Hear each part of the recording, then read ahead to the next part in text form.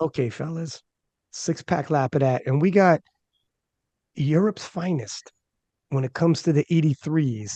Edoardo Mazzucchielli, is that right? I Yep. said it like a question there. Hi guys. Jurins Kengamu, Enahoro Asein, and fellas, we got is this the battle of Europe right now? Is this the biggest battle of the European Championship? What do you guys think? I think it is. No doubt about it in terms of like the quality we bring on the platform, and every single one of us has got a history behind it. So I don't think there's any other battle out there. People will be looking at this European Championship thinking this person or that person, because us three, anyone can win the Europeans. But you Yep. can't really say that in the other weight classes. That's my just personal opinion. So to me, this is the battle for Europe. This is what's going to make the European Championship worthwhile. All three you gentlemen have done 800 kilos and up at various different competitions. All three you gentlemen are capable, are within shot, anyways. The last world championship, 815 won, right? So all three you gentlemen are world class and capable of even winning an open world title. Both of you, or all three of you, also have had different experiences over the last year, highs, lows, all the rest of it. I haven't talked to all you guys about your world's experience. Jurgens, we'd spoke about your world's experience and to bounce back to silent worker. I want to talk to Enna about your world's experience and what you think you want to touch up on and improve upon, um, and where you think you might be at with Europeans, as well as Eduardo. You've hit 800 at Worlds. It dipped a little. What can we expect leading to Euros? Because when I look at your guys' training, I'm expecting PRs, but some of you guys are hiding some of your lifts. So I don't know, but I'm suspecting we're going to have PRs coming out of you people. But training and what transfers onto the platform sometimes can be different. And let's talk to you for first, because I talked to Jurins, and I'll talk to Jurins again about the silent worker, how we rebounded nicely, and the peaking went off, and what we might anticipate. But Anna, I haven't talked to you at all about Worlds. If you could redo something at Worlds, what do you think? Or and what's going to be different coming into Euros? Well, for me, I think most people would say Worlds was like a really good meet for me, but personally, wasn't my best meet. I mean, I was expecting better, but to be fair, I was basically the only one that stayed consistent during that comp. Basically going 8 for 9, going for the last deadlift for 9 for 9, which is really the most I can expect at that level. To be fair, so as long as I can replicate that, stay on track, get 8 for 9, I'll be fine for that. Right, well, not 8 for 9, but 8 for 8, and as always, we'll Well, follow here's it. the this is the big thing. All right. If you're 8 for 9, you're probably on podium somewhere. But for you to win, it almost always seems like it's going to come down to that last deadlift, huh? If you hit that last deadlift at a world championship, I mean, you almost previously, anyways, have had that, and we're going to talk about Russ being here and how that might impact. But at least up to now, your last deadlift has been for the gold, and you hit it, and you're a world champion. You miss, and you're not. And probably these two fellas, Edo and Jurins, on their A game, it'll probably be down to the last deadlift as well if you're going to become a champion. Because to beat Jurins on his A game, you're probably going to need that last deadlift. What is going to be the difference? You're going to go 8 for 8 for you to hit that last deadlift this time at the European Championships. I mean, honestly, right now my main goal is just to basically keep pulling less, because I mean, like 2021, I pulled eight. No, 2022, I attempted 385. Last year it was 380. So as long as I can get that number going down by increasing my squat and bench, that would actually be nice. So right now I'm just relying on my squat and bench going up, and yeah, deadlifts. If I can just pull around 380, I think I should be good. Looking at the how the battle unfolded at Worlds, you had pulled, what was it, 370 for your second attempt? Yeah. And then I have this pulled up here, but I got a cabillion notes in front of me. And then for your third attempt, like, was the attempt selection on your deadlifts because you were pulling really heavy for your second and third. If you could redo it or walking into Euros, would you be pulling that heavy back to back for your second and third? Do you think that impacted your third lift that your second was so heavy? I mean, there's also the fact that it's risky because, I mean, after the first attempt, we actually considered just going up to 380 straight for just pulling for the win on the second attempt. That was something a discussion I had with my coaches. Realistically, at the end of the day, I'm still an 83 lifter. So, I mean, there might be like 400 kg pullers at heavier weights pulling, jumping 20 kgs or something. But for me personally, it's jumping so much just too risky and also too heavy considering my body weight. So yeah, for Euros, the game plan is probably, I don't know how much of my game plan I'm revealing since I don't have any now, but yeah, just trying to not pull as heavy as you said on second. I've considered doing the Emil strategy where you skip your second and only pull twice. That's something I might do. Who knows? Look at Uh, you are always going all in. Everyone knows. We all know how this story ends. You're pulling for the win. yeah. So might as well just skip the second and go all in. Uh, yeah, we will see. We've been trying some different things in training to see if I could get better at pulling heavier weights multiple times. So I guess we'll see at Euros. How about you, Jurins? How was this one? Obviously, you learned a lot over the summertime. You had a fantastic British Nationals, 820.5. Worlds, you had a disappointing Worlds, bounce back within 2 weeks and had another great meet. It was your second highest total ever at Silent Worker. So you gathered a lot of data points and information and learned a lot on the first half. Going into the European Championships, what are you bringing with you in terms of that data you gathered in terms of peaking? I think is so before the British, the prep was almost relaxing. I mean, relaxing in terms of like we didn't care about what numbers we're gonna put on the platform. All we knew it's British, and we look at the nomination and we thought, you know what? I mean, no disrespect to other British lifters that came around, but we said, look, with 4 lift, you might win the British, you know, because the way the training was going. So we didn't care. And leading to World, it was so much into it and the pressure of it, especially after South Africa last year, where I went to South Africa, I had no idea I'm going to be second. You know what I mean? We went to South Africa thinking, look, top 5 will do us well. We came second. So leading to Malta, it was like, no, now we came second. It's not about us coming second anymore because we can beat Delaney. So seeing Delaney performance Sheffield, I was confident enough. I had more than 835 in me after British. So I feel like if he comes to Malta with 840 plus or whatever, and then he beat me, well done.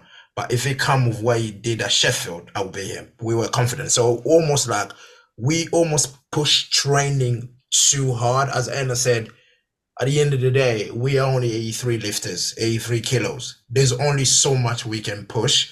So I think I had my last SPD before Malta. I think it was 7 days or 5 days out, 825 I did.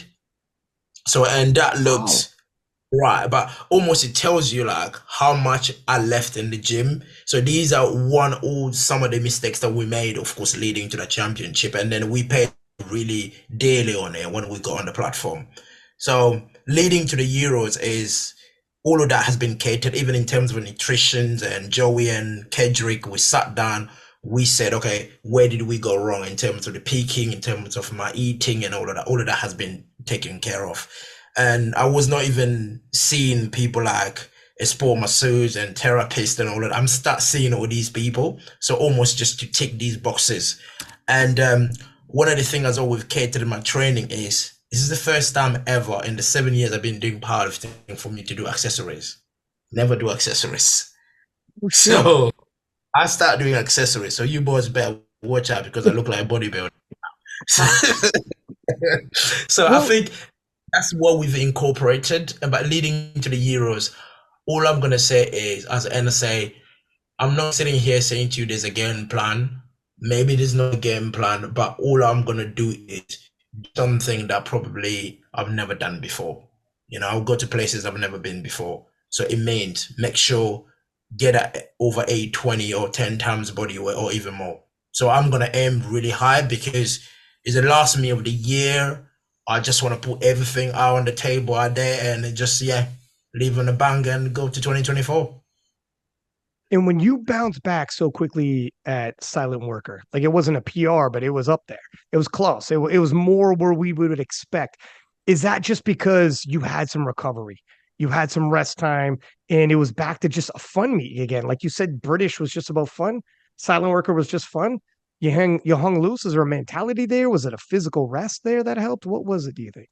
The thing is, with silent work, right? There's one thing a lot of people didn't really understand. And I spoke to Enna about this, and of course, Joey, as part of my team.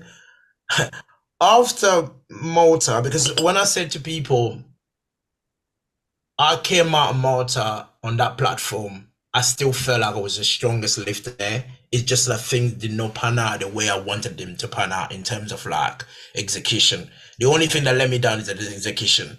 I did not execute how I should have executed. But I went on a holiday, literally the same day because my family came with me to Malta. So we competed and then the holiday carry on. The guys came back to the UK. I stayed behind. I left like I think 13 or something like that.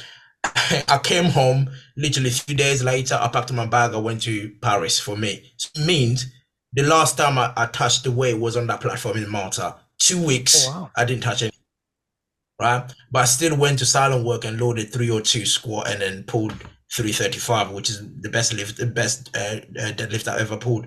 I think to me it's all come down to I pushed too hard before Malta, and then I had that shit day.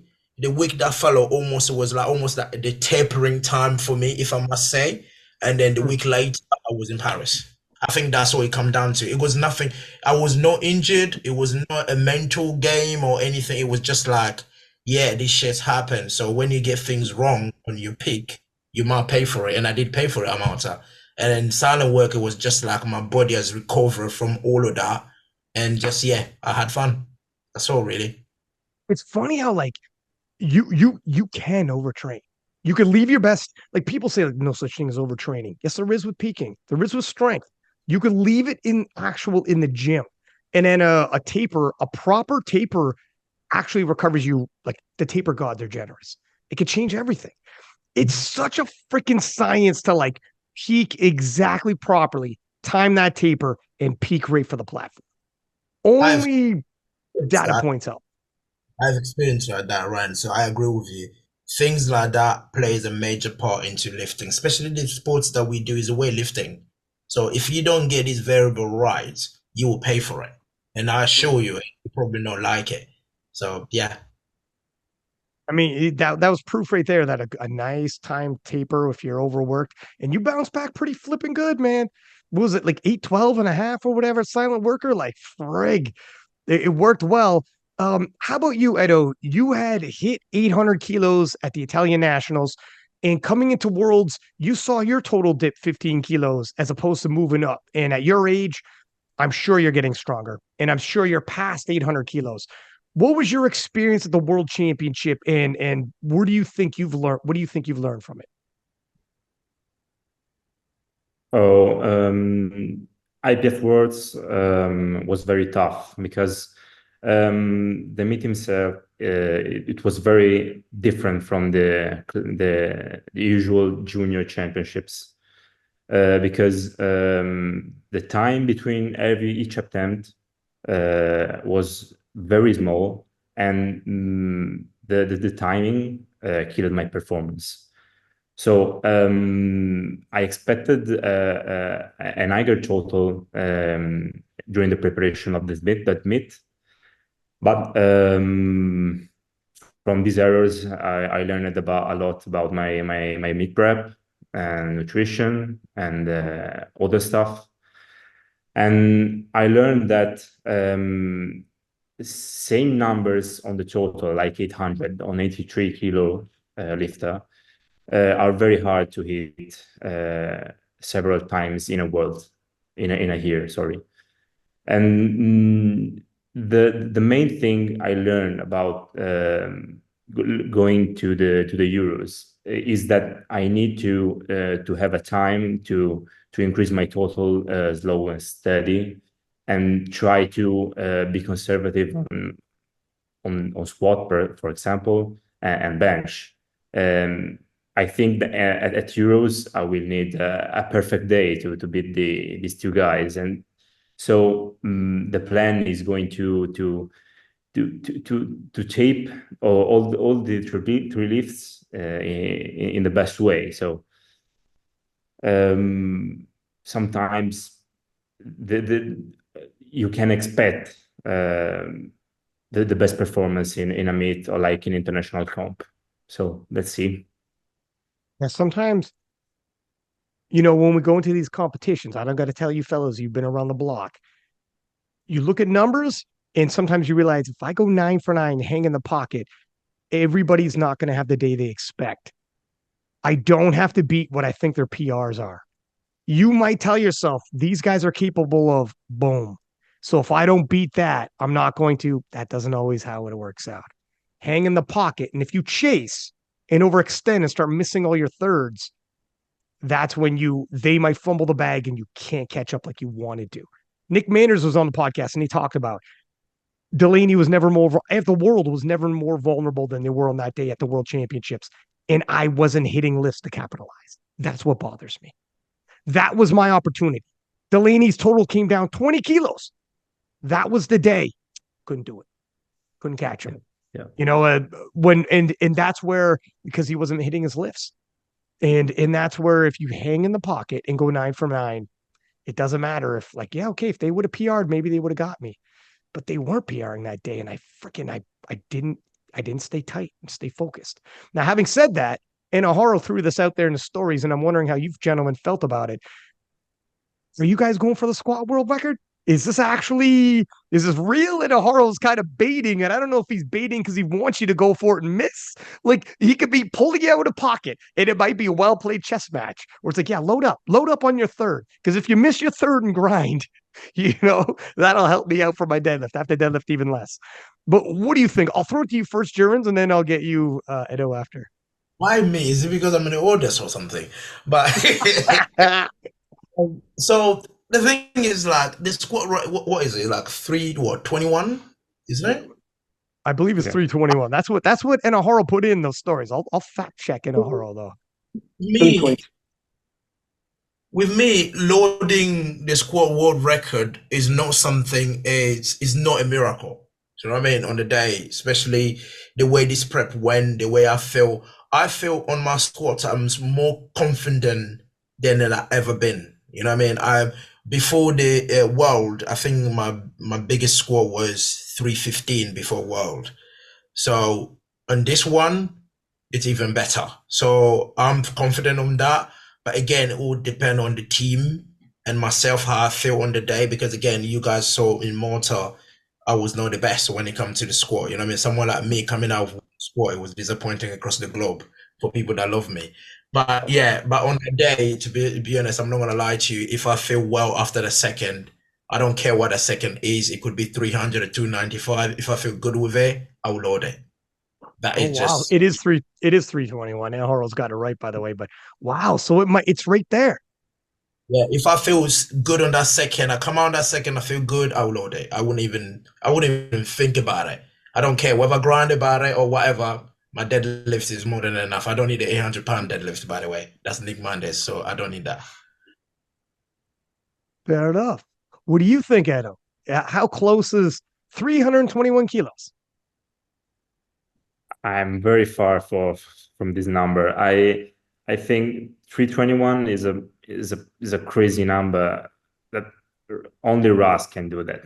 I think. What about Jurins? What about Jurins? Jurins is closer, but I think Russ is another category and is another level on squat. I think Jurins will hit about 315 or something like that. And I think I'm not going for about 321. That's crazy. I think maybe I will hit 310 if the day is good, but for sure not 321 for So sure. interesting, you guys. So I don't know how to read. Obviously, we're on a podcast talking, and I don't know like how to read if Jurins is saying this to throw you guys a little loop, or if he's like, no, no, no, no, you don't know my prep. 321 for sure is getting loaded, or what's going on. But it's interesting. What do you think, Jurins, from what you just heard?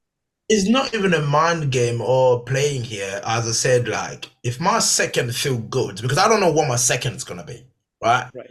So, but one thing I know, my second won't be anything below 300. It's not gonna be. So Right. if my second feel good, I'm gonna load it because I'm confidently sure my set with two squat out of these euros and the way my deadlift's been moving will be good enough. Right. So whoever's the team are willing to take that risk with me and load that world record. Again, so when it comes to these international, as Anna said sometime, it's not just about me, the lifter, it's the team as well I need to consider. My ego will just load that world record. I don't give a fuck. Do you know what I mean? Right. But whether my team will be confident to load that because they're confident of me to hit it. But if they're confident on that day to load it, that is them. Right. But in terms of what Edo said there, yes, 321 kilo is not easy weight. It's a big weight. I've squatted over 300 this prep many, many times. And there is times where I hit 300. Fuck, how am I going to load 321? This felt like I fucking almost died with it. But then again, 3 days later, you come in, you hit 305. You think, oh, that felt all right. Why did the 300 on Monday feel like I was dying with it? Do you know what I mean? So it is the reality. The reality is 321 kilo, which is 705, I think, if I'm right, 705 point something, is a lot of weight. So it's just like how I feel on a day. Even though Edo is saying this, you might come on the day where you feel super confident. You hit that second and think, you know what, fucking load it. Because Anna is going to be loading 100. Why can't I just fucking load it? Do you know what I mean? So Yeah. yeah, that's Can you imagine? it will depend on the day. Literally, all depend on the day how I feel. I don't know how much I'm gonna squat. I might squat 300 only or 305. It just depends on how I feel on the day. Walking into this European Championships, obviously you three gentlemen have all hit 800 kilo plus. Okay, so you've all in the 800 kilo club. Europe as a whole is rising at competition levels. I want to ask you guys, why do you think the competition levels are rising so much? And then B, if you think the attention is now catching up as well with the competition levels and why that might be. But let's deal with A first, because unquestionably the competition levels in standard in Europe is rising quickly. Why is that? And maybe you go first because you haven't taught. I mean, like in general, it's just that the sport is getting bigger. I mean, for example, take Sheffield, for example, that was huge. Yeah, basically in general, the sport is just getting more bigger, and with social media traction, people finding people, and like for example, right now I'm in Sweden, and it's like powerlifting is actually huge here. Like you see kids of like 14 starting to powerlift, and I mean that's actually crazy because usually it used to be like, you go to the gym for like a few years and until in your 20s before you find powerlifting. So yeah, I would say like the sport is just getting bigger, especially with social media. How much bigger is powerlifting now in Italy? And then maybe speak to the growth in Italy and then in Europe as a whole. Do you think? Oh, in Italy, we have so many athletes, juniors and seniors, that are very strong. Today, I watched the junior national competition, and I saw a young team that is squatting 290 fast, very fast. A teen? In Italy, the future is bright. A teen, about 20 years old or something like that. 290 a big squat for a teen, for 20 years old guy. And in Italy, we have Carola that will make Sheffield, and he represents Italy on the international platform, on the most important one. And in Italy, we have the majority of strongest lifter are female. So the women part in Italy is very, very strong. But the men in Italy are rising because we had a bunch of 80 or other 83s like Andrea Orlandi and Gabriele Bellomo. I don't know if you know them. That are other 83s juniors that made about 770 or 70 or 780 at junior Europeans. And we have many other guys that on the heaviest weight classes that are very strong. And I know that Carola Garra did a great job for expanding the sport to the other sides of the powerlifting in Italy. Finally, in the last months, in the last weeks, we received the national singlet, and finally we obtained that because it was many years that we asked that for our international comps. And I think Italy is going to be a powerhouse like France and GB in the next years because we have a very, very strong guys. What do you think, Jurins? Why is Europe on the rise like it is as a whole? I think the guys have covered the point in terms of like social media, and they've covered as well. I think, to me personally, I believe is the Europeans that have done powerlifting for so many years, that have been at the top, they're now giving back to the sport. When I mean giving back to the sport, just like Edoardo mentioned, there are people like Carola, what she's done in Italy. In Britain, we have got Tony Cliff now, and almost like Tony Cliff, he's part now even of the federation, the board. So them playing that role within the sport is drawing these many people coming into it, and social media has a massive influence, of course.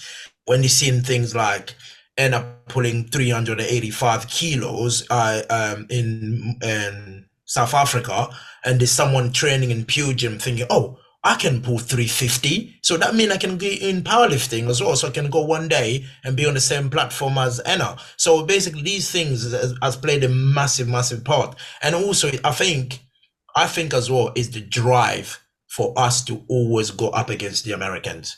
And I'm sorry to say this, and not being controversial, but the Americans, they are always the people, the athlete, the nation to beat. No matter what sport you're doing. Even if like in soccer, they're not as good as the British, or they're not as good as the Italian, they're not as good as the French. But when you're playing with an American team, you forget they're not as good as you. You just want to beat them because they're Americans. Do you know what I mean? So I think that has brought a mentality to the European scene as well in powerlifting, where every time we see Americans training or American competing or dominating, we're thinking, hang on, they just men like us. They have got two balls. Why can't we be like them? Why can't we be as strong as them? So I think that alone, they have had that positive impact on the European platform in terms of powerlifting. Just imagine, because one thing I if I'm right here is, in America, powerlifting is almost like start from the grassroots. You know, it's part of the sports game in college and all of that stuff. In Europe, it's not like that. In Europe, if you do powerlifting, us three sitting here, probably we can afford it. Right? It's an expensive hobby in Europe to be able to do powerlifting. So us to see the American what they're doing, and us the European, I'm thinking, you know what? Although it's a hobby, although we spend so much money, but we can't just be being bashed every time we go to World Championship. Why? So let's raise that game. I think the Americans have played a massive game on this one. I think let's not get this twisted across the world. They have been the main power source of powerlifting getting to the stage where we are. So the rest, we're just literally trying to fill the gap and trying to close that gap against them. So that influence has pushed the European to say, okay, we're not alone. We have to join them. Do you know what I mean? So I think that's my belief in thinking I think all of that's played the part to Europe actually working up. I know now, like, we have got the French that came in a year or two ago. Now, how many world champion we have in France? How many world record we have in France? World record holders we have in France? Plenty. So, and I see Edoardo said it. I see one of the thing about me is I know some people come here and tell you I don't consume powerlifting content. That's full of shit. But anyway, I consume powerlifting content. The way I consume it is not because I make it part of my life or because I want to do what Edoardo is doing or I want to do what Enna is doing. No, I want to see what other people are doing is making the sport better that we can apply to. That's how I consume my content. So Italy is doing an amazing job. There's Spain that we're not really talking about, but Spain is a nation that's come heavy. Do you know what I mean? So these guys are coming in, not just because at the end of the day, we don't want the French to be the only ones ahead. Do you know what I mean? And we don't want the Brits to be the only one. And we don't want even the Italian to be the only one. So everybody else, Sweden and all of that, everyone else is raising their games. I think it's all it stemmed to people want to do better. We want to improve. Always like want to be those idols that we always idolized in the past. What can we be like them? So I think that's to me, that's long story short, I think that's the one that's actually pushed the sport going forward. Well, you raised some interesting facts. Now, nation by nation on the women's side, France, US, comparable, just alone nation by nation like that. On the men's side, I don't know if there's a nation that's going to take out US nation by nation, but let's say we clump all of Europe together. Let's say the continent of Europe together versus US. Europe takes US, you think? On the men's side, you said? Men's side. On the women's, no question. On the women's, France alone, you could argue. On the men's side, not a single nation, I don't think, if we're honest. But if you take, all of you, you're talking Anatoly to Penna to, all of you guys. Tony Cliff to whatever. You don't have Rondell, but look, I don't want to be disrespectful here to my fellow lifters in Europe.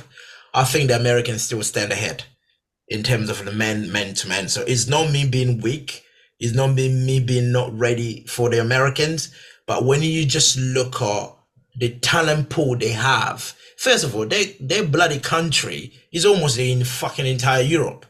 Do you know what I mean? So when you get all of us together, I think, for now, all I'm saying, I'm not saying forever. For now, they're ahead of all of us. Even if you get all the Europeans, the men together against the American, we still can't stand a chance. When you have someone like Jesus, you got someone like Perkins coming in, Bob Matthew, and then the rest. So we still can't stand a chance for now. I think we will get there, but now we are behind. That's just me. I don't know what the other boys, what they think. What do you fellas think? Is that accurate for right now? Yeah, for me, I agree with that. Oh, yeah. Well, how about this? Now, the wheels of change are starting to turn. Eurosport is not only showing the World Championships, Eurosport is showing the European Championships. We're now on also the World Games are coming along and is going classic. The Olympic YouTube channel is now picked up and showing the World Championships, hundreds of thousands of views going on there. How is this impacting powerlifting in Europe? And how do you think it's going to impact it further as we move forward? And Sheffield being in Europe and being in the UK cannot be minimized as well in terms of impact and popularity. And maybe I want to get your ideas there, Jurins, how Sheffield is directly impacting as well. And how, let's say 2, 3, 4 years from now, how you think continuation of Eurosport, millions of people watching on Eurosport, the European Championships live, as well as highlights, World Championships, Sheffield being in Europe and everyone congregating to watch it there. How was this impacted so far, and how do you think it's going to impact it in the future and do for Europe? I think we will get to the point where, especially having Sheffield and Eurosport, is, I know people are talking about maybe we're never going to get on the Olympics games. To me, I think that's bullshit. That mindset is full of crap. Do you know what I mean? I think with the work that has been done in this sport, we're bigger than weightlifting. No offense to anyone that does weightlifting. We are getting bigger than them. Money's been thrown in powerlifting. We have got full-time powerlifters. People can make a bag in Sheffield and leave it for the entire year. So the impact of all of that, I think, it only going to bring more talent to this sport. You know, again, I think you said it many times in your podcast where people are talking about Sheffield, people that don't do powerlifting. Right? And fun enough, I was in South Africa lifting last year. My old man was in Africa, right? Just put into context is he got a whole bloody town in the house to watch me on Eurosport. You know, although the African, they only care about their surname. They don't care about Jurins. They only care about Kengamu because that's my name on TV. They don't even care. That's me lifting anyway. But all I'm saying is that already has brought powerlifting to a country, a city like Kinshasa, like Congo, that they don't even know what the sport is. You know, just that TV being streamed, now they understand the sport. You know, and now if I go back home, I'm a celeb because I was on TV on Eurosport lifting. So all of that, basically, that example just to show the impact these deals are having into our sport. And Sheffield, as well, for us, like the Brits, Sheffield being in Britain has helped our federation and the sport of powerlifting in Britain. I'm not talking about just someone going to the gym and lifting a barbell. Now people taking it serious. People want to do the squat, the bench, the deadlift. They don't want to do it to comp standards. I get to gyms where someone is lifting, oh, can you check my bench if I'm doing on the IPF standard? This is a normal person that knows bench, but he just want to do an IPF. And we ask him why. Oh, because in the next 6 months I want to get my first novice comp. So that's the impact Sheffield has had. People don't realize how much influence Sheffield has had in this sport. To me personally, I have witnessed in the gyms I go, in the commercial gyms I go, and I've witnessed, even fun enough, even at work where I work. You know, and where I work, these guys, you know, in the big wigs and big suit, they're talking about Sheffield.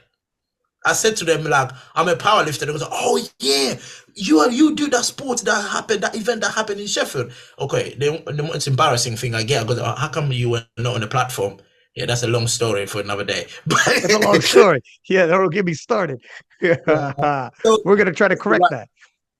To your question is, this Sheffield event, the Eurosport deals, they're bringing massive influence into the sport, and they're giving us literally like the openness to the world. You know what I mean? People now know what powerlifting is. Powerlifting used to be a sport that no one knew, but now it is a sport that people in the house now don't know. People know about Jesus. People know about Keiko. People know about what's Gavin. People know about all these guys because of these days. To me, I think it has brought a massive impact, massive positive impact on the sport across the board. Edo, for you, I know previously people had said the only people who are going to watch powerlifting are powerlifters. If you're not, it's the only people going to show up at events. It's the only people who are going to watch it online. You have to be a powerlifter to watch powerlifting. Recently, with Sheffield, with the World Championships, with Eurosport, starting to see just regular people who go to the gym, squat, bench, deadlift. They don't have to compete in powerlifting. They just got to lift in those lifts, and they watch. I've talked to athletes from different sports, in whether it's MMA, jiu-jitsu, whatever, and they'll know who's who, and they follow the IPF worlds, and they watch as a fan because they lift. Do you find that's the case now in Italy, where just gym goers are starting to follow powerlifting? Is it there yet? Are you starting to see that trend? What's it like where you're from? Oh, in Italy, the powerlifting as a sport come pretty late because as different from GB, France, and other countries, in Italy, we don't have so many gyms that supports the powerlifting as a sport. So we don't have equipment, we don't have plates, barbells. We need to. I train in a small gym, and I can train only that. So in Italy, we are trying to increase the spectacularity of the sport by trying to influence other guys in the gym by training or showing us all the lifts. So I think in Italy and in all the world, I think that the powerlifting needs to be more spectacular, because like Sheffield, we need to have many talents as possible to bring up the sport and show to all the world the possibility of spectacularity for all the three lifts. So I think these things needs time to make the powerlifting in the classic TVs. But I think powerlifting will be a serious sport in the next years. Now, you had previously said you were going to lure Russel Orhii back to the IPF. Said it on the KOTL podcast. Well, guess what, Playboy? That time is now. And Russ is back. Now, I'm not saying you lured him. I know you joked around, be like, I told you I'd lure him. But Russ is here. Russ announced he's coming back. Were you surprised, that he said he's coming back? And how do you feel now that Russ is coming back? What are your emotions? He's going to bring viewership. He's going to bring another level of lifting. What do you think's going to happen with the return of Russel Orhii? So to answer your first question, am I surprised? Honestly, no. I mean, considering how the USAPL was going, I mean, it makes sense why everyone, well, not everyone, but like a lot of top level lifters have moved to the IPF now, which is really nice because that also brings their viewers and brings more eyes to the sport. Yeah, I mean, I'm excited for Russ to be back because also it's one more person to push against. But one of the things that, like, I wouldn't say it has pissed me off, but like, you know, people come up to you at the gym and they're like, oh yeah, Russ is coming back. And I don't know, they expect you to be like, oh yeah, I'm so scared, I'm not gonna compete, I'm gonna quit powerlifting now that Russ is back, or some stuff like that. It's like, yeah, it's coming back, but he's not gonna come back as I mean, he has been doing crazy things on social media. I won't take away from that. But it's not gonna be like, you know, wiping everyone off the floor. I mean, I think at his last comp, when he competed last, I don't think there was anyone else hitting 800. So he was winning by like 50 kilos. But like when he comes back next year, for example, it's like you have Jurins, you have Edoardo, he also has to defeat Delaney at US. So it's like it's no longer an open field like he left it. And now he's coming against competition. He's no longer competing against himself. He has to make smart decisions.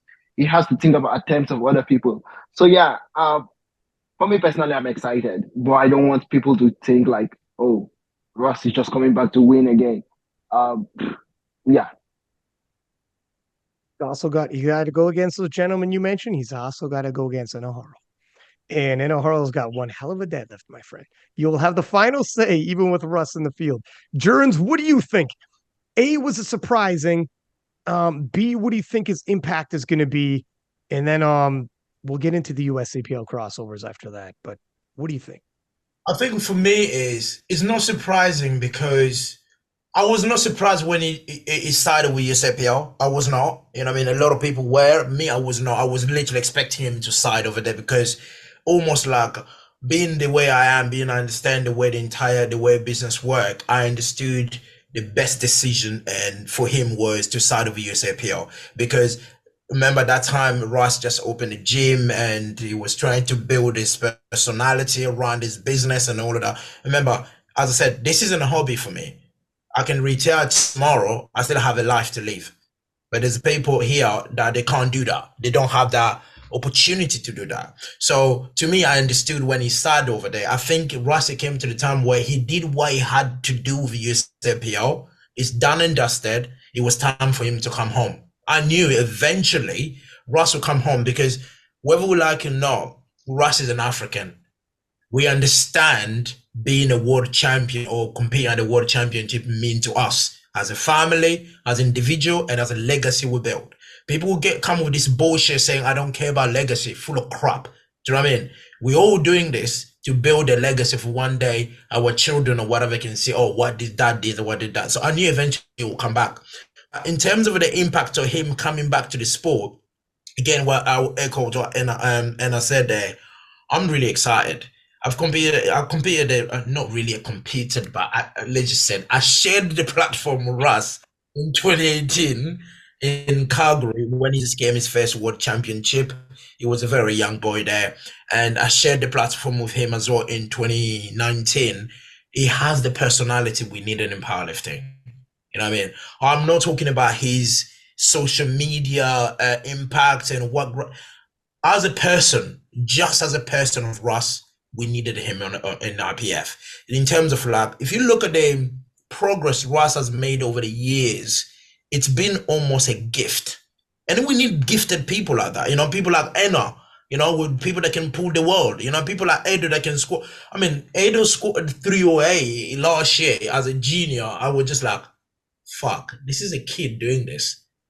You know what I mean? When did you ever would sit there? I was front row, by the way. Do you know what I mean? To witness things like that. We need these kind of gifted people in the sport. Again, as you mentioned, Nick Mendes there has a tremendous deadlift. Just imagine in 2024, you have Russ, you know, you have Anna, you have Nick Mendes, myself, Edo. So basically, you have battles everywhere. You got the deadlifters, you got the squatters, and then you have the benches. You know, because Italy has got someone that can bench over 200 kilo or 205. I watched at the national, like, for fuck's sake. Another one, Owen Abed, is coming.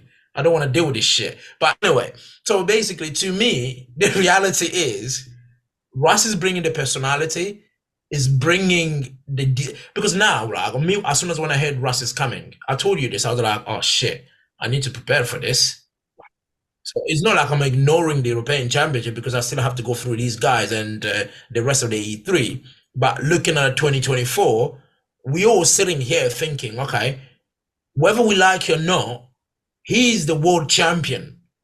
He's coming back. He's the man to be. Do you know what I mean? And as Anna said, we know those, as he said to Perkins, we know those little 83 he left behind. We don't know those little 83 anymore. Although you think we are still little, but we're not. So the ball has changed and the game has changed. So almost like I'm talking as an athlete, as a competitor, he has given me desire. He has given me that extra gear to compete against Russ again. So I think yes. I mean, I can probably be honest and emotional here. He has almost made me excited to wake up every day, even train twice a day. That's how I feel.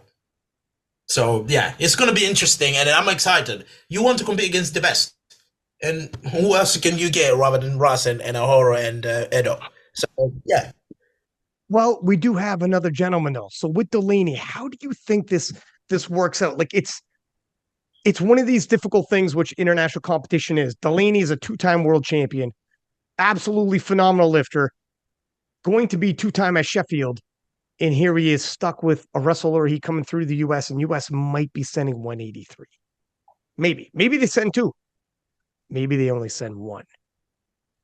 How difficult a proposition is that to know that Delaney or Russ, like, you know, Russ would probably be the favorite because he's got the bigger total. But how difficult is that? If only we could get 2 of them through. Or the USVI situation, but that's not going to happen for Delaney. It's tough, isn't it? 2-time world champion, he might not be back to defend his title. But Ryan, this Jamal, I heard sorry? Yeah, Jamal Royster, I heard he's going to PA as well. So is that right? Is he? Wow. That's why if Jamal is going to PA as well, it's not just Russ and Delaney, is it? It could be them 3. But I think I've said this even to Flex before. The Americans, they have got tremendous talent, you know, and we all respect. So the 2 gentlemen here can agree with me. The talent the American have, we cannot hide away from it.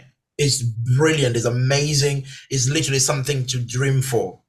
But us Europeans are sitting here, we can only face 1 or 2 of them. We were never going to face the entire country.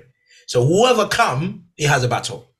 I would love to see Delaney World because I'm thinking Enna can echo the same feelings I have.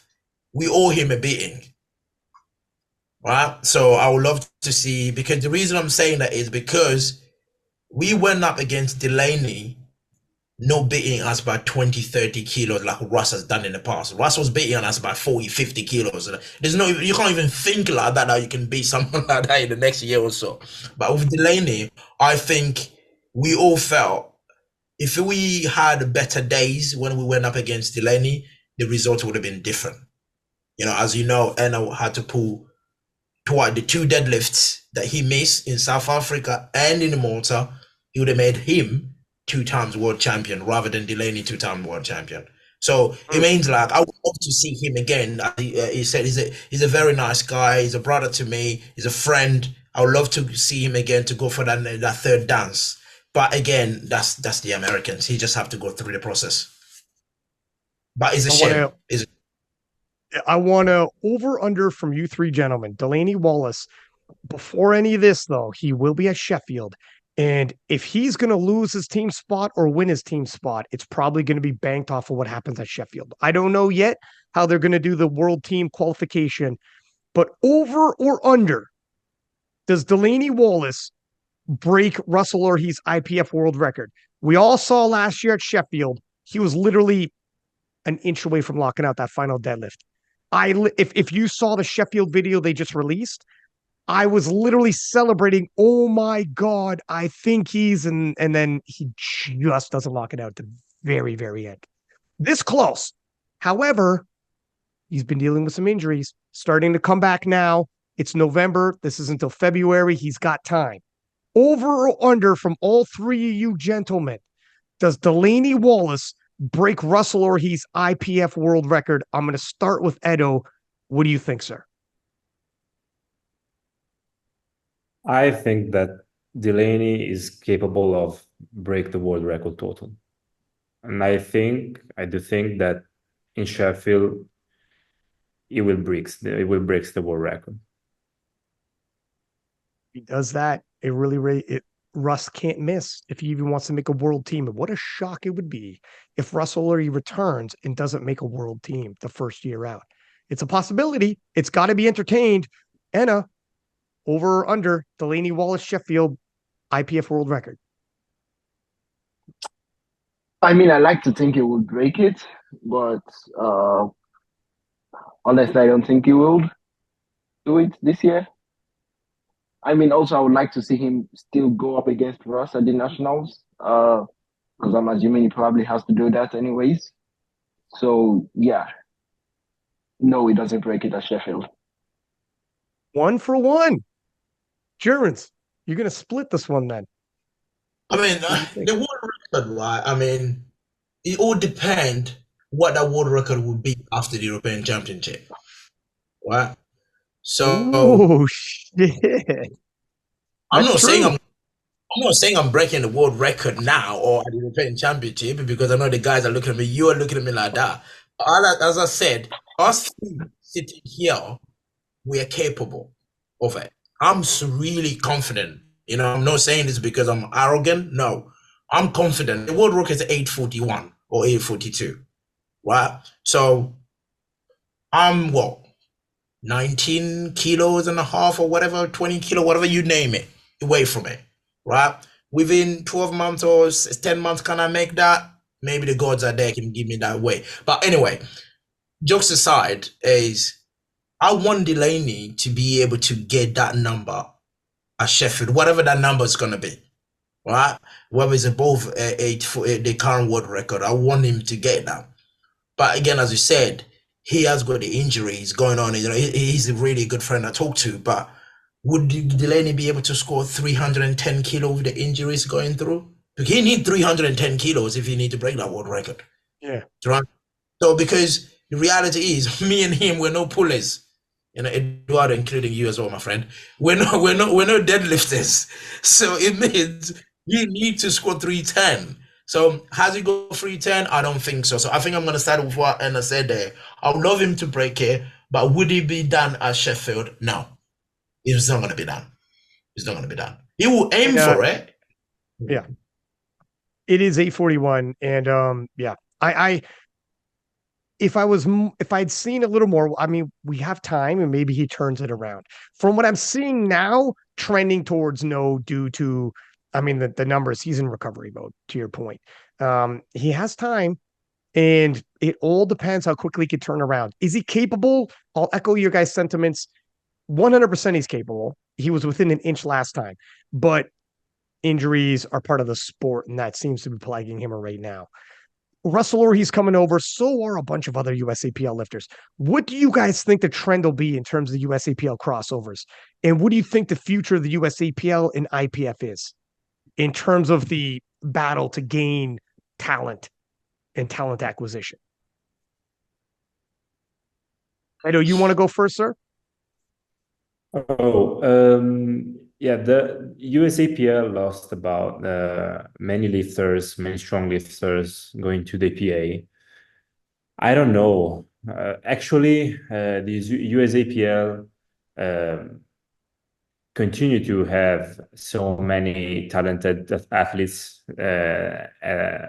So I don't know. I think PA is going to is going to have the most talent in the America in the next years.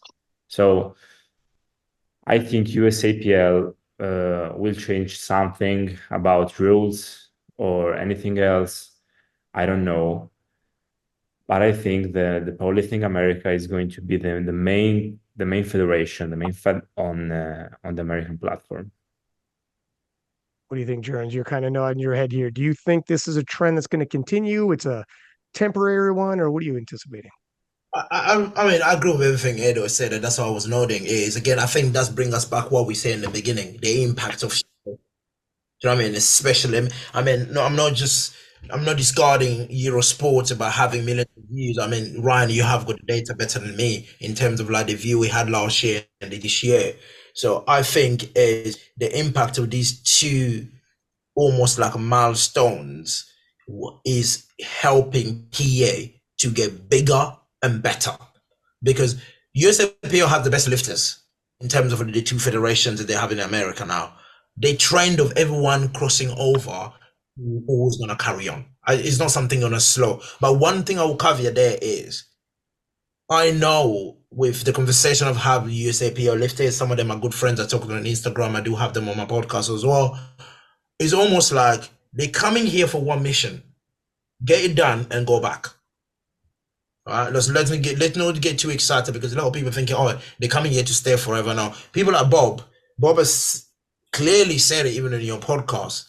You know, I'll go and do what I need to do, and if I need to go back, I will go back. Whether I go back as a 110 or 120 or whatever it is, but it's just like, yeah, that's one person. But if Bob come and does what you need to do and go back, there's other people that they are thinking, oh, I could do the same. Why can't I do that? So to your question there, I think this trend is something is not going to stop. But again, I'll back to what Edo said. This will lead to PE having the best lifters in America. And then PE will just continue growing and growing and growing and growing. And the kids that are coming into school now, college or whatever, they're just not going to see USAPL. They say, oh, I can go PA where I go, there's a ride to World, there's a ride to Sheffield. So this is what's going to make them just getting the majority. To your point, I mean, the numbers don't lie. The IPF numbers are so much bigger than the USAPL's numbers at this point. So if you're going to find our sport and you're going to be watching one of the streams, it's probably going to be the IPF Worlds or Sheffield or something to that effect. And you're going to be like, how do I get there? Even if you never get there, that's your goal, that's your dream, that's where you're shooting for. You end up in that federation and you have going that route. And I know Bob said I could always go back, and sure he could. And he's one of those tweeners where he's in between weight classes. So he's kind of trying to find his home. But let's see what happens when he gets a taste for IPF Worlds and he gets a taste possibly for Sheffield, should he make it that far. Your appetite might change. Money, man. Let's see what happens. I mean, there's money, but there's also like, you guys were at Sheffield. You know, I know you were, Jurins. What it felt like, and you guys are at Worlds, what it feels like to be at the IPF Worlds, you can't describe it until you've been there, and it's difficult to walk away from that and be like, I'm going to go back to USAPL Nats now. after you've done Worlds. And if you make it to Sheffield, if you do Sheffield, it'll be very difficult to be like, yeah, I'll double back now and stay within the USAPL, especially, I don't know. It depends. Everyone's a little bit different, but especially if Rondell comes over and all these big names come over. I think the trend is going to be more and more towards Worlds, but only time will tell. And World Games is coming. It's going to be classic, and it's looking like if you're a medalist, you end up going to World Games. How much is that a goal of yours, an influence of yours, and what do you think the impact of World Games will have? Because we've seen what happened when IPF Worlds went classic, absolute boom in popularity, and forever World Games is just equipped. If that goes classic, multi-sport event, what do you think is going to happen? I mean, I would say World Games is going to be huge, like really huge, to be honest, because first of all, it's going to be like basically Sheffield 2.0. Like you're going to have all of the best lifters. I mean, it's top three from each weight class, and that's actually exciting to see because, like you said, it's a multi-sport event. Yeah, you have people from all over the world. It's going to be like far away in China. It's like basically the Olympic Games for us. Yeah. I think people haven't realized how big World Games is going to be right now because so far it's been only equipped, and this is going to be like the first time it's going to be classic. And when you see all those big names on the roster by 2025, everyone is going to be like, I want to watch that. I mean, like, for example, you're going to have Russ, for example, Kaiko, who else? Jurins, all sharing the same stage at the same time. I mean, you're almost never going to see that again. So, yeah, I think World Games is actually going to make a huge difference. And I think also the exclusivity of having it every 4 years, it makes it even better. Now, it's like when you see Olympic athletes, they're training for 4 years for one goal. And now that's going to be the same for our sport. So you're not just thinking about worlds, you're like, 4 years from now, I want to be, I don't know, some random place in the world, meeting so many people. The opening ceremony alone is like freaking fantastic. So yeah, I think just World Games alone is going to be a huge changer for our sport. And I don't think people realize that yet because like there's no roster yet. So I think it's being minimized. I don't think it's being fully grasped. I was there when the IPF went from just equipped to equipped and classic, and I seen before what it was, and now I seen afterwards the impact it made. A lot of people came into the sport afterwards and don't realize what that change did.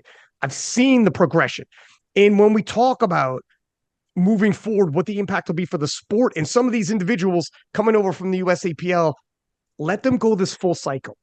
Let them go through PA Nats, Worlds, if they make it to Sheffield, or if they make it to World Games, let them go through all of that.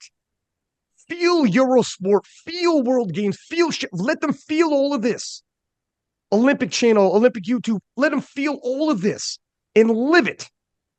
And then tell me what route you're going to go the following year. And I think people are going to be like, I got it. It's a game changer, man. You're going to feel like a really real athlete. And I think the sport is leveling up each and every time. And I think there's going to be impact that we don't see. There's going to be game changing that we don't see coming when the World Games happens. And not enough of that is being like Sheffield. And we all know what Sheffield did. We all starting to feel the ripple effects of what Sheffield did to our sport. Yes, World Games is going to do that. Yes, it will. On a global level, far-reaching outside of our sport. It's multi-sport. People from other sports now are watching because they have to. Yes, there will be an impact. We might even get athletes who already squat and bench, like football players, et cetera. They're going to start crossing over, being like, I'm coming. I didn't realize powerlifting was that fun, that exciting, that much of a show. I'm coming. Let me give a go. And you start getting these freak athletes crossing over out of nowhere, like Jonah from Germany, who's been doing it 1 year. The guy's already a freak. It's crazy. So I'm with you in terms of what that might be. Now, here's a follow-up question for you, Enna. Because it might be top 3 going to World Games, and it's everything I just said. And you are such an all-in or nothing guy on your last deadlift. would that impact your attempt selection at Worlds if you're like, fuck me, I kind of got to lock in a podium with my second, and you can't really skip out on your second attempt to go all in on your third. You'd have to think about it, wouldn't you?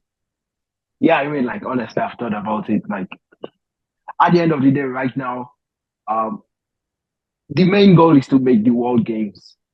I mean, this is going to be the first World Games as a classic lifter. I mean, it sucked I didn't go to the first Sheffield.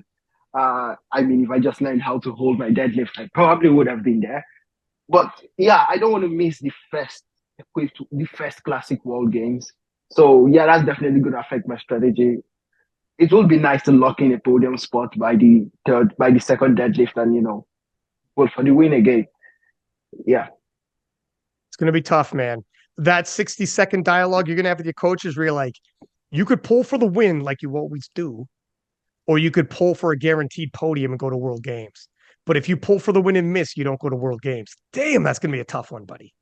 I don't think about it now, but that is going to be a very difficult conversation to have in 60 seconds, and you'll see it coming. And in terms of deadlifts, with how heavy they are, I don't know if you could lock in on your second. Like you'd have to be so far ahead of second and third to already be able to do that. Yeah, I think it's too tight a field. You got guys like, all these gentlemen we already said, and Delaney might be there they might have 283s from US. We might not have to choose between Delaney and Russ. My God, or Jamar, or who knows? I don't know, man. It's going to be exciting. It's going to be super duper exciting who makes it. Let me ask each one of you gentlemen what your goals are, immediate and the future. Edo, let's go with you. You're a junior world champion, but immediately within the next year and then in the future, what is going to be on your resume? Checkboxed. Oh, good question. I would like to PR my total at Euros. The goal is that I don't know which position I'm going to do, but my goal is going to above 800. The goal is that. Next year, the goal is to qualify for World Games, for sure. And for the future, is going to increase my total and stay healthy, and try to do my best in the international comp, and try to have the pressure to compete against the other guys from every part of the world. Really had Corolagara, and we all know what Corolagara has done for the popularity of powerlifting in the country, winning worlds now multiple times, in and out of equipment, going to Sheffield. I mean, she's a legend, and now she's in a sensational showdown with Leah Bavois, as well as I got the shit go. Let me grab your pick. I know it's going to be, but let me grab your pick there. Who's going to win that showdown? Carla. Okay. No doubts. All right. Moving forward, could you be an open world champion as well? Is that one of your goals? If when you lay your head on your pillow at night, is that one of your dreams? You're like, I think I could do this sometime before all is done, and I hang up my belt. Yeah, I think being an open world champion is a dream for everyone. Let's see in the next years. I think the main goal is to qualify for World Games, because being part of a national team, a true national team, because you are like an Olympic athlete, I think being part of that team is going. It's so incredible. I think this is a true. I think this is the main goal for everyone in this sport.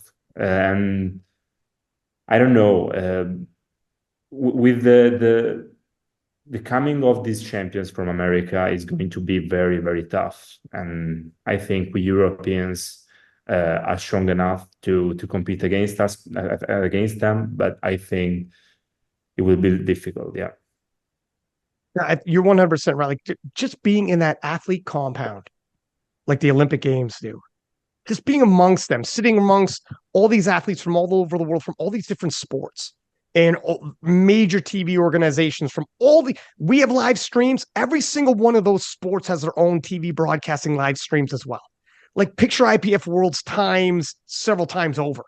Several different media teams from all over the world, from different sports, all these different athletes sitting in the lunch cafeteria, the compound, that whole experience. It's not quite the Olympics, but it's right there. And to Enna's point, the fact that it's only every 4 years, just like the World Cup in soccer, all the good ones, right? It's exclusive, it's limited, it's special.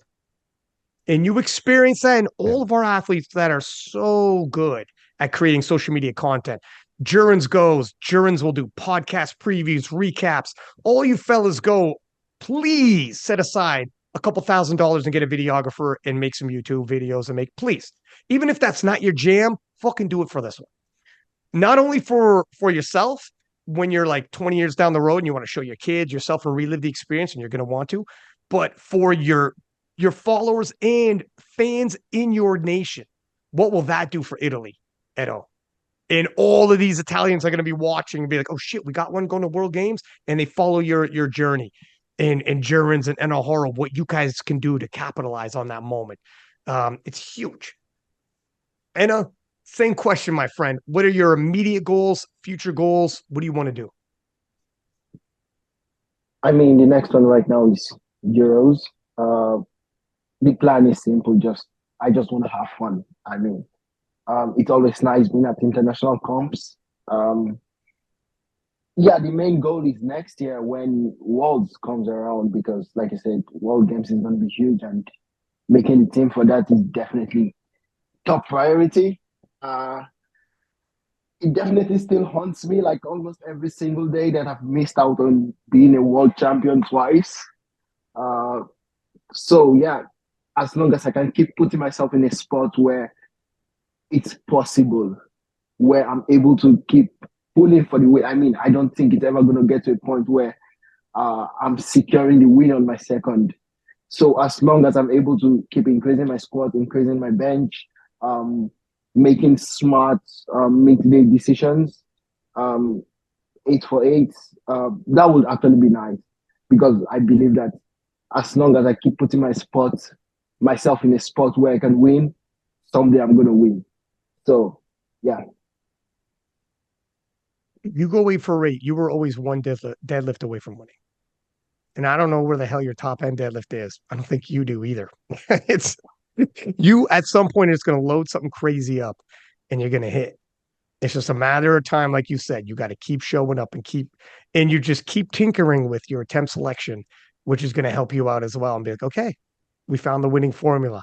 My friend, if you do that against Russel Orhii, you go to Sheffield. I mean, a star is born, dude. It would be insane. All eyes are going to be on the 83 kilo class if Russel Orhii ends up at the IPF World Championships. You gentlemen know that. You gentlemen know Russel Orhii's the biggest star in IPF powerlifting, and he's in your weight class, and that who might be at IPF Worlds. You guys have an amazing opportunity, and this Euro Championship is like a preview to that. And it's we'll see how close you can get to his numbers. Jurins, what do you think? Let me say something, because people DM me about you, Jurins. You were in your mid-30s, full-time job, father, peaking now.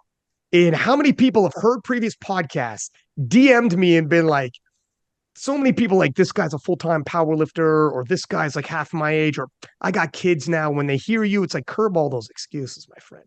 And you're peaking now.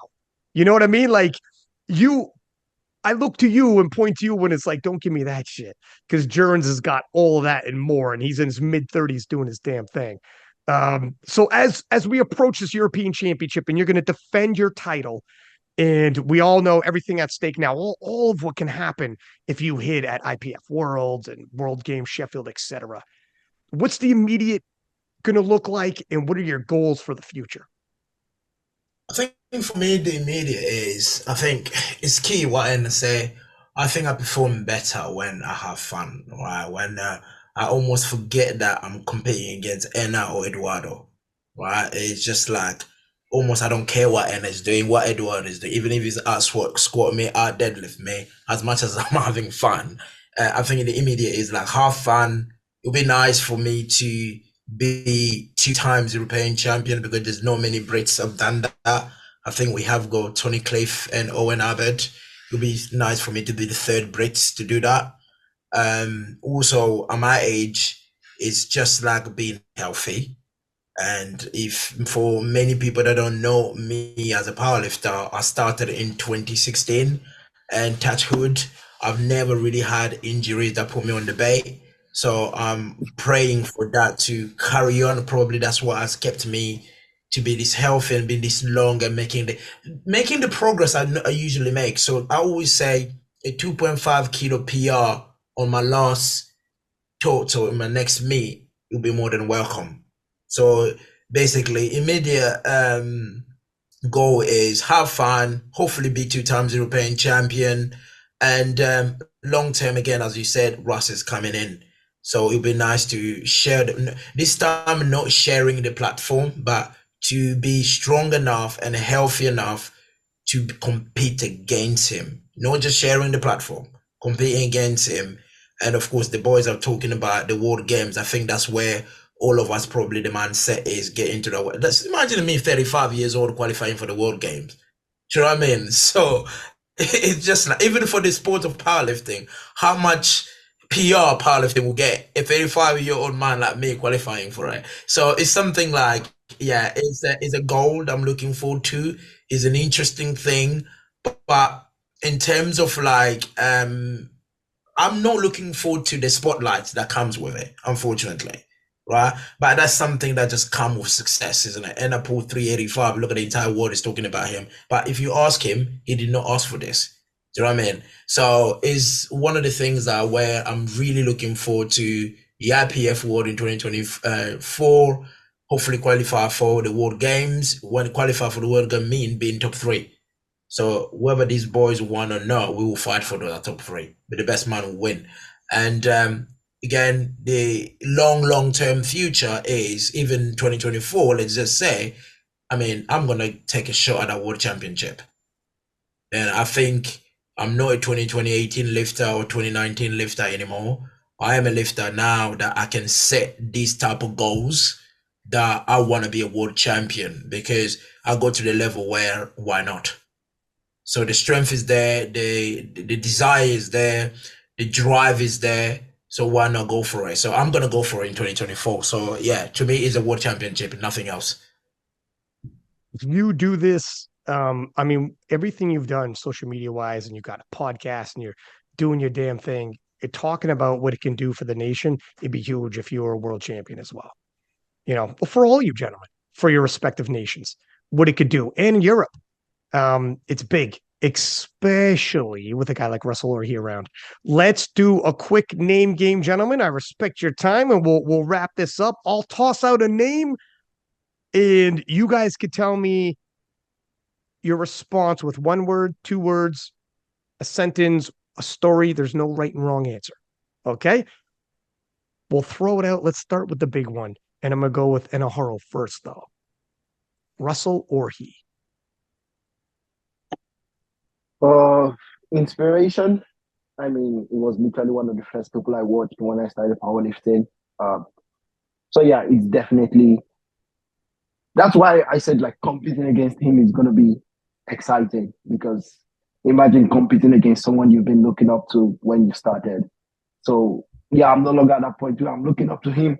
It's more like I want to get to a point where we're equals and I can be like, you know what, I'm challenging you and it's a legitimate challenge, not when someone DMs you that are like 200 kilos less than you and you're like, oh yeah, I'm coming for you. No, I want to be that guy that like actually challenges it. So yeah, inspiration and hopefully someday challenge. How about you, Russel Orhii? Inspiration. He did history in the sport. So for me, it will an honor to compete against him next year.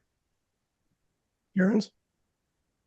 I think for me is Russ he's the man to beat, no matter what era it is. Or Bray Gibbs, Hack, our era, I think he's the man to beat. When I'm saying a man to beat is not because I think he's the strongest of all time, but I think what he's brought him with him, the personality, the talent, and things like that, is all constitute the Russ entity. That's what make him exceptional to me. So again, as the boy said, it will be an honor next year to go up against Russ, and this time literally go up against Russ. You know, something almost like, I think I've said this to Delaney in my podcast. I feel to the point where if I beat Russ next year, I can retire and I will be happy. Literally, that's the type of lifter he is. You know what I mean? I'm not saying I will retire if I beat him or whatever, but I'm saying if I beat him next year, and then that minute after my last deadlift, I'm saying, guys, I'm done with powerlifting, I'll be more than happy. I'll go in retirement, I'll be happy. Do you know what I mean? Be at peace. That's the type of person he is to me. So yeah, I hold him highly there, one of the best. So yeah. Okay, we're gonna split this up then. So I won't be asking all you guys the same name, but Enna, Delaney Wallace.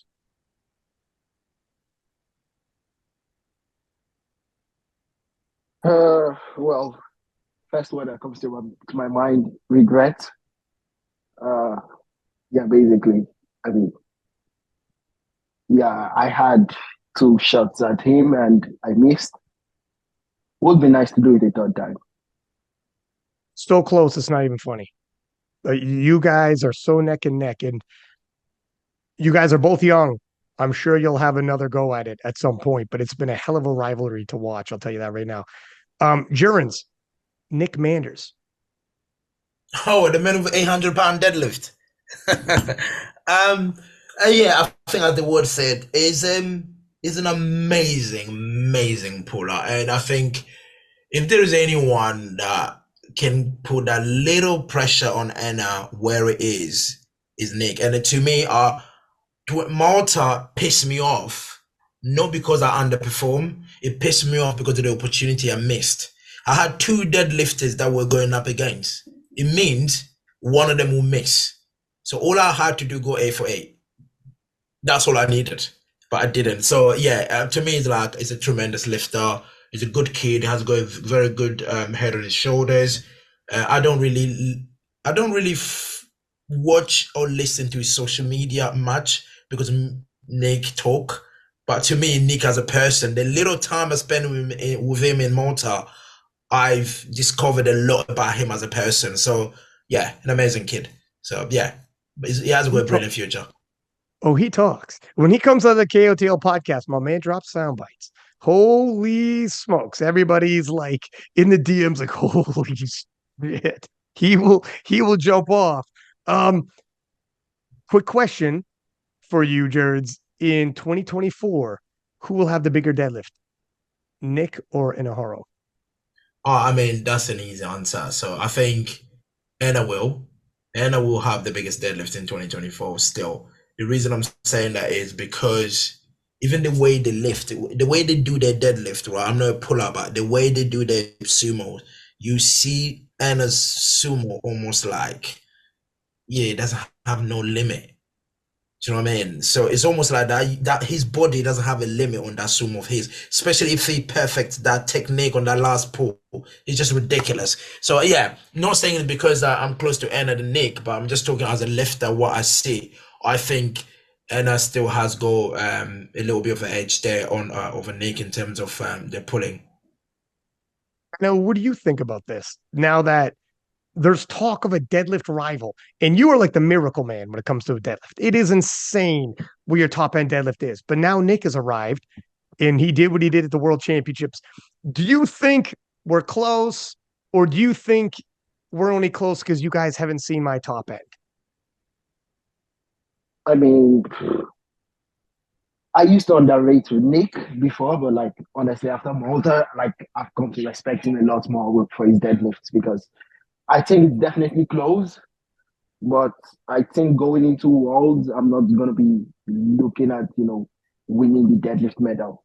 I mean, I have so many deadlift gold medals now, and yeah, I'm just focused on my total. So even if I come second on deadlift that day, I really don't care. Fair enough. Yeah. I mean, you're going to be pulling for the gold medal overall and not deadlift.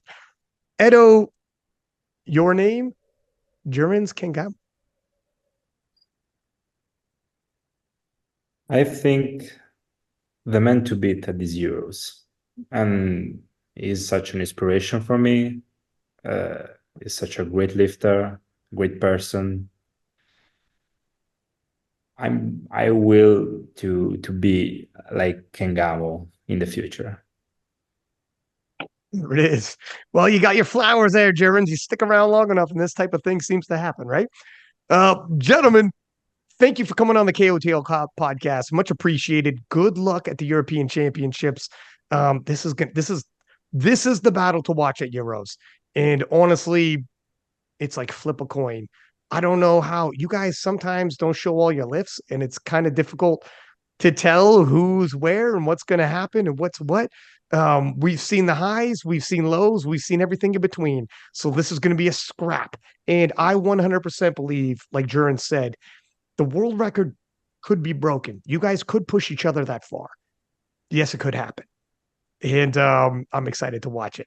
So we'll be in touch. Stay healthy, for God's sake. And let's hope all you guys make it onto the platform. Let's see what happens. And for everybody listening, please do subscribe. Give us high ratings as per usual. Until next time, Six Pack Lapadat, 6 up, and we are out.